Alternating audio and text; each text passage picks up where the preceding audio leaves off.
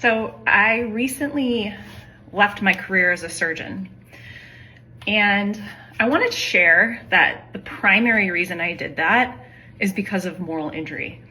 I love how Wendy Dean describes moral injury in her book, If I Betray These Words, as all of the responsibility and all of the accountability, but none of the autonomy. And that really resonated with me because that just captures exactly what I felt like. I felt powerless. I wanted to prescribe a very cheap medication to my patients like budesonide, and their insurance company would deny it, and the pharmacy would tell them it would cost them $300. And I couldn't tell which patients had the insurance that would do that and which ones didn't.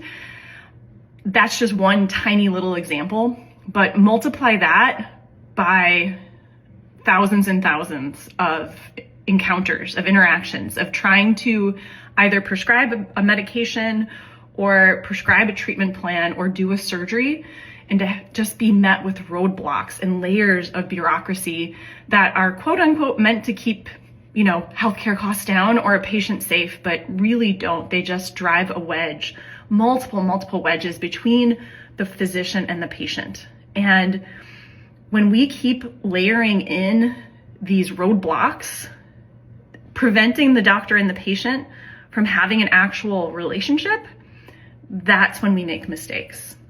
And so how do we fix this? We got to get business out of medicine.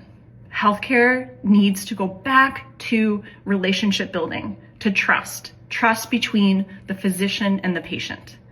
They need to be put on the pedestal. We need to start there, not with the shareholders, not with all of the bureaucratic tasks that are meant to keep patients safe, but just increase costs. Yeah, obviously I agree. Autonomy is really the key, and I think an entire series of posts on autonomy would be really helpful. Here's the primary issue: we have to fund it.